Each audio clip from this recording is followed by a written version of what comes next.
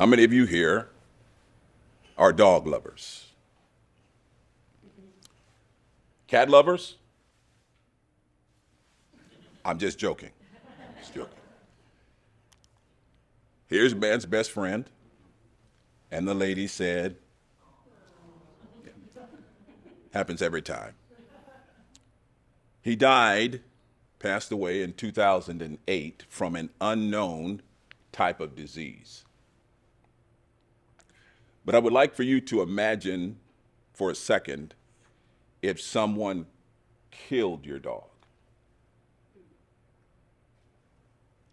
Chip Huth, former commander of Kansas City Metro SWAT, his team, during a search warrant execution, killed an aggressive dog. Like many of us in this room, dog lovers, the team goes back to the station to change out of their work attire into their civilian clothing when one of the operators has an epiphany/revelation. He said, "We're all dog lovers. What if that was our dog? How would we feel?"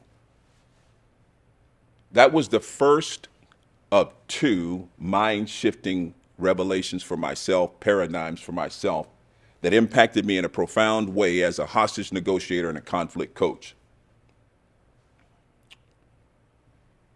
You see, my career was vast.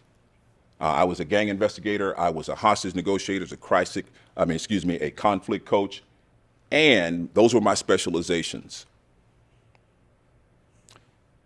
But it wasn't the one thing that changed me was hearing the story of that particular scenario and then a man by the name of Eric Maddox.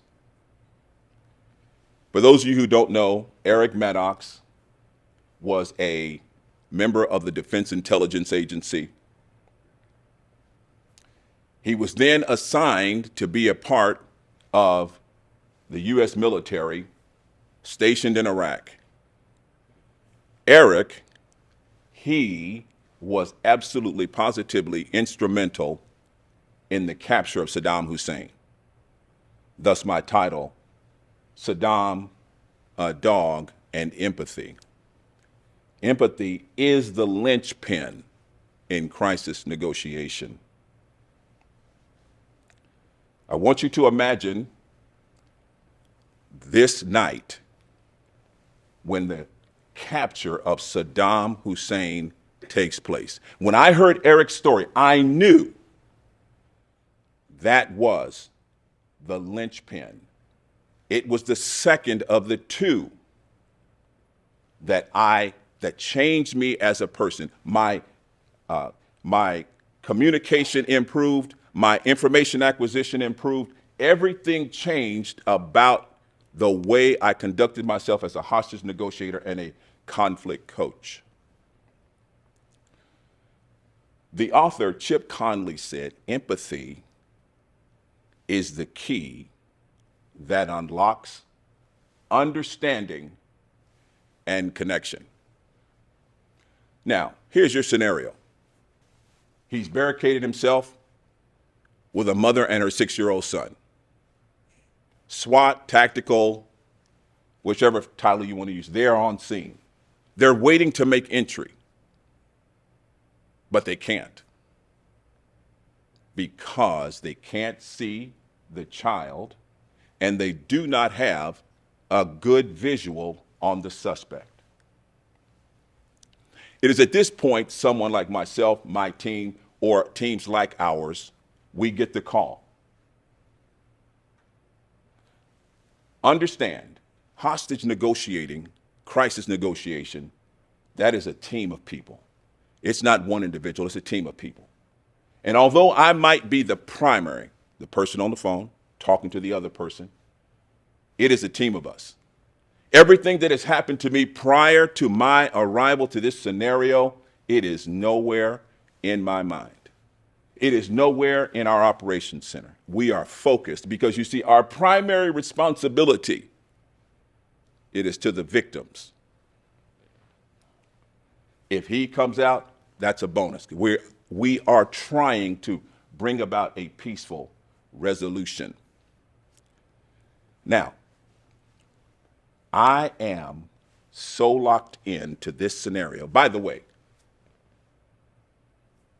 the scenario that I just gave you is hypothetical only. Walk with me toward the day when I'm introduced to a lady who I had no idea I would meet. And as a gang investigator, we have a variety of things that happen to us. This is one of those days. My shift has ended. I'm on my way home when I'm stopped by a woman I don't know. Always concerning as a police officer. She wants to talk to me. She shares with me this story that I'm about to share with you. She said, "Can I talk to you?" I said, "Okay." She said, "My daughter is dating a gang member. And like any mother of concern or parent of concern, she's concerned for the well-being of her daughter." She said, "Would you talk to her?" I agreed that when I could, I would. And over about a 1.5 year span, I would talk to that daughter when I could. Now, let me throw another curve in here at you. The boyfriend, yes, he's a gang member, but here's what is odd and unique.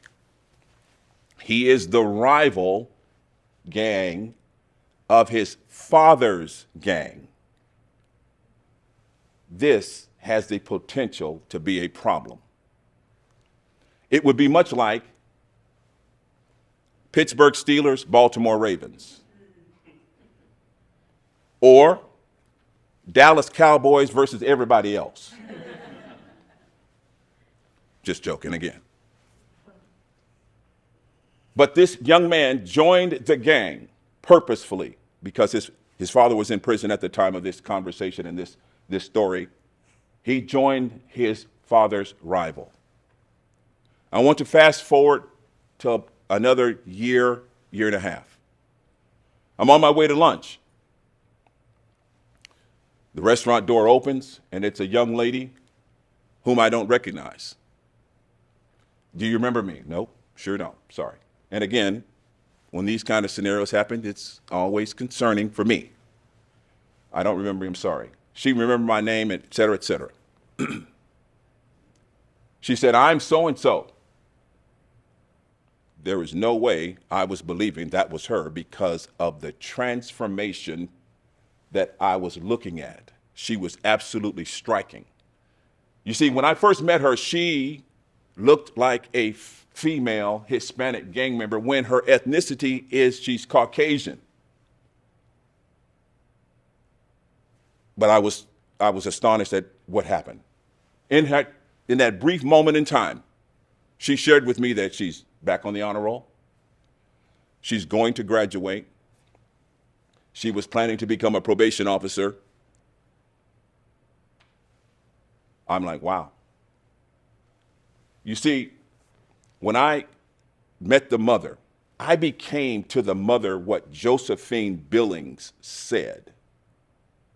To the world, you may be one person, but to one person, you may be the world. And in that brief conversation that I had with that mother, 45 minutes approximately, I became what Josephine Billings described. I became the world to her and helped her daughter. See, I believe empathy can be summed up in a 4-letter acronym. FALLS, 1L. Focus, active listening, and sincerity. I ask you to apply FALLS in your business, your interpersonal, or any other interactions. and watch your empathy skills improve. Thank you for your time.